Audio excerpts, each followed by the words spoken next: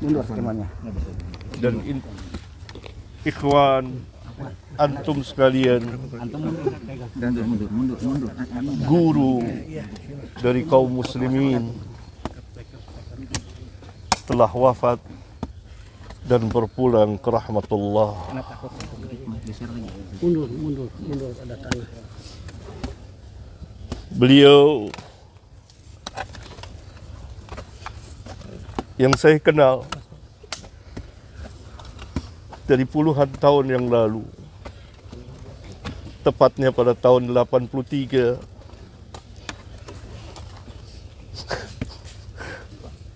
kami bertemu di perpustakaan, di tempat yang dipenuhi dengan kitab-kitab para ulama. Saya berkenalan karena sejalan dan bercita-cita untuk ad-da'wah ilallah, maka kami saling berbagi dalam menimba ilmu syar'iyah dan berdakwah apa yang kami mampu. Terus berlangsung sampai pada hari Kamis pekan yang lalu, saya sempat bertemu, menjenguknya dan berbicara, memberikan kabar gembira. Absyir ya Ustaz, antum telah berbuat apa yang antum telah buat. Apalagi antum selesai menunaikan ibadah haji. Semoga mendapat haji yang mabrur, yang tidak ada balasannya kecuali jannah. Beliau telah menginfakkan umurnya sekian puluh tahun untuk berdakwah ad-da'wah ilallah, dan saya kenal betul dengan lisan dan tulisan. Salah seorang ahli ilmu telah wafat. Inna lillahi wa inna ilaihi raji'un. Allahumma ajurni fi musibati wa akhlif li khairan minha. Dan beliau mengajarkan kepada keluarga dan kepada umat, dan sangat giat. Salah satu yang membuat saya tertarik bertemu dan memanggilnya dan berkenalan, selalu di tangannya ada pena dan buku kecil. Tidak lepas dari itu untuk menulis sejumlah fawaid ilmiah. Itu yang saya tahu. Maka kita berkenalan.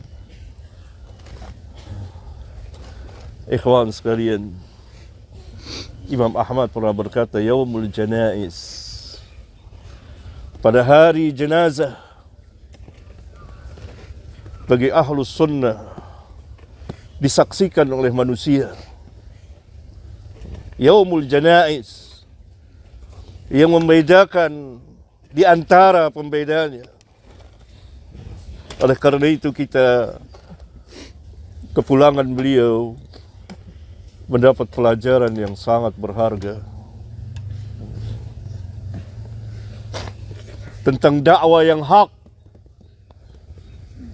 dakwah salafiyah yang harus tetap ditegakkan. Kita mencintai beliau. Saya pribadi sangat mencintainya dan kita selalu bersama. Tetapi tentu kita tidak akan mengatakan sesuatu kecuali yang diredoi oleh Allah Tabaraka wa Ta'ala. Seperti nasihat anak beliau di masjid, tidak boleh gulu. Doa. Bahkan ketika saya terakhir bertemu pekan yang lalu, doain, begitu beliau katakan. Doain. Doa.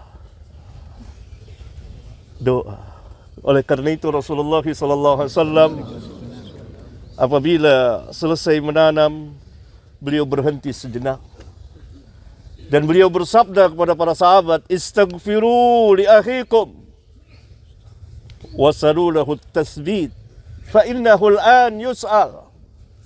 Mohonkanlah ampunan untuk saudaramu.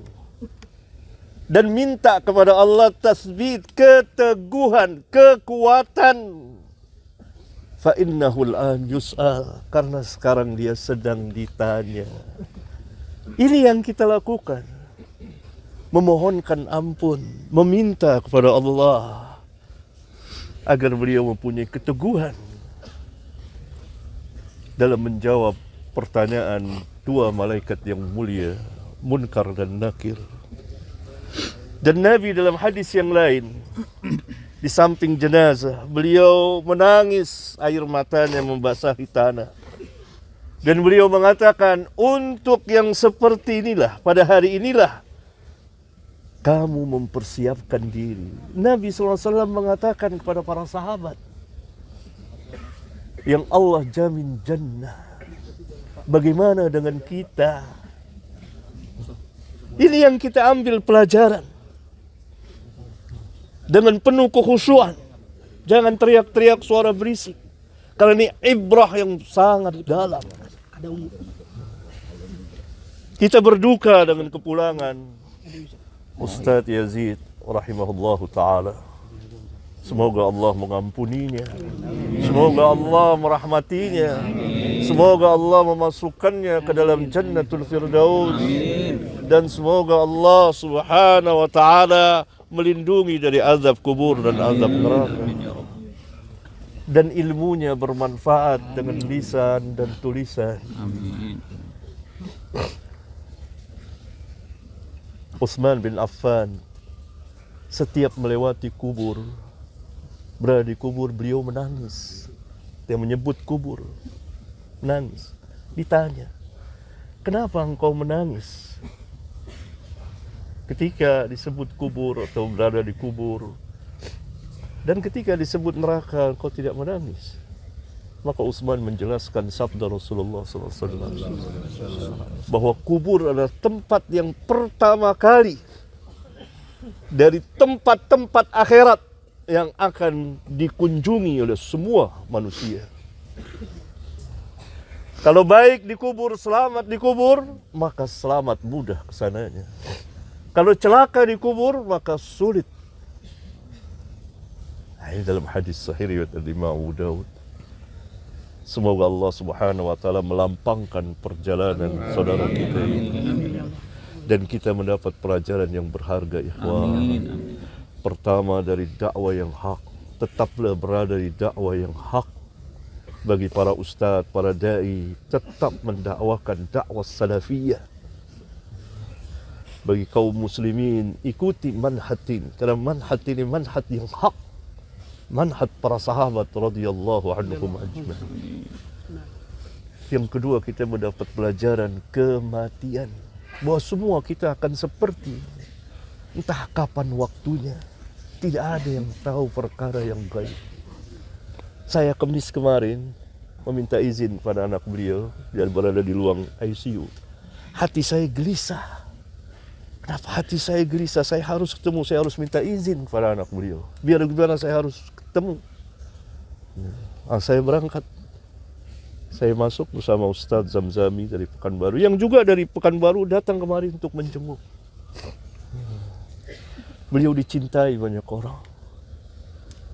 Maka saya melihat, tenang hati saya. Bahkan 2 jam berselang 3 jam, beliau telepon, Fatih, Abah sudah meninggal. Kita tidak ada yang tahu perkara yang gaib. Rahasia Allah. Dan ada hikmah di balik itu. Perjalanan beliau panjang sekali. Berlika-liku. Suka dan duka. Doakan. Semoga Allah menerima amal kebaikan beliau. Menghapuskan kesalahan beliau. Dan beliau menjalani sakit. Yang Nabi SAW mengatakan sakit itu dapat menghapuskan dosa. Semoga bersih ketika beliau wafat. Wassalamualaikum warahmatullahi wabarakatuh. Waalaikumsalam warahmatullahi wabarakatuh. Allah doakan ibu.